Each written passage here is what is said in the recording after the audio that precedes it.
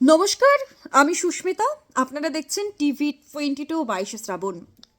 এই মুহূর্তে বাংলাদেশের একটা বড় খবর ব্রেক করছি আপনাদের সামনে। এখনকার বড় খবরটি হচ্ছে দীপু দাসের পর কিন্তু ফের বাংলাদেশে এক সংখ্যালঘু যুবককে পিটিয়ে মারা হলো।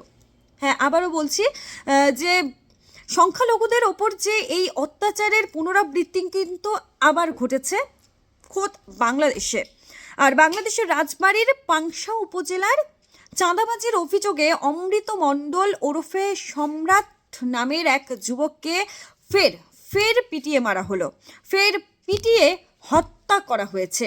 বুধবার রাত 11টার দিকে উপজেলার হোসেনডাঙ্গা পুরাতন বাজারে এই ঘটনাটি ঘটেছে। কি বলবো, বলার ভাষা খুঁজে পাচ্ছি না। বাংলাদেশে হয়তো সংখ্যালঘুদের ওপর বারবার এই একই অত্যাচারের পুনরাবৃত্তি আমরা দেখতে পাচ্ছি। বৃহস্পতিবার সকালেই কিন্তু পাংশা মডেল থানার ভারপ্রাপ্ত ওসি শেখ মাইনুল ইসলাম বিষয়টি নিশ্চিত করেন, যে তিনি বলেন অমৃত মণ্ডল ওরফে সম্রাট উপজেলার হোসেনডাঙ্গা গ্রামের অক্ষয় মণ্ডলের ছেলে। আর পুলিশ জানায় দুটি আগ্নেয়াস্ত্র সহ সেলিম শেখ নামে অমৃত মণ্ডলের এক সহযোগীকে আটক করে পুলিশ এবং জনতা। সঙ্গে কিন্তু জনতা এবং পুলিশ অমৃত মণ্ডলের হত্যাকারীকে আটক করেছে। তিনি পাংশার বসা কুষ্টিয়া গ্রামের ইসলাম শেখের ছেলে। এদিকে ঘটনা সামনে আসতে ফের বাংলাদেশ সরকারের বিরুদ্ধে ক্ষোভ উগরে দিয়েছে বিজেপি।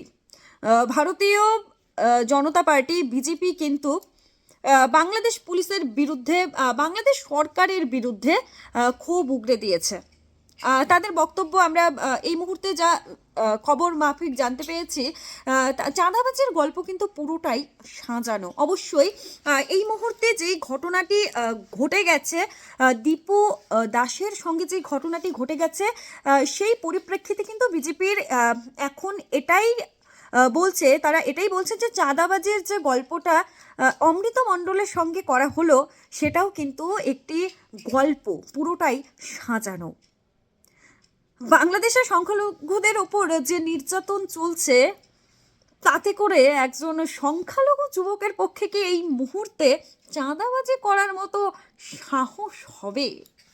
একদম ঠিক বলেছে বিজেপি।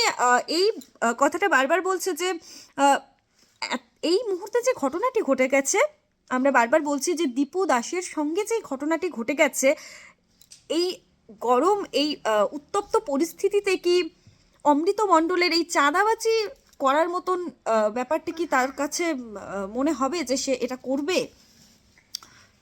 সংখ্যালঘুরা চাপে, তাই এই সম্রাট মণ্ডলের ক্ষেত্রে তাকে একজন চাঁদাবাজ আখ্যা দিয়ে হত্যা করা হয়েছে কিনা তা নিয়ে কিন্তু প্রশ্ন উঠছে বারবার। পুলিশ ও স্থানীয় সূত্রে দাবি করা হয়েছে, আওয়ামী লীগ সরকারের আমলে 2014 সালে অমৃত ভারতে পালিয়ে এসেছিল। পরের এক দশক ধরে সে ভারত থেকেই তার সাঙ্গপাঙ্গদের মাধ্যমে বাংলাদেশে তোলাবাজি ও সন্ত্রাসবাদী কর্মকাণ্ড চালাতো।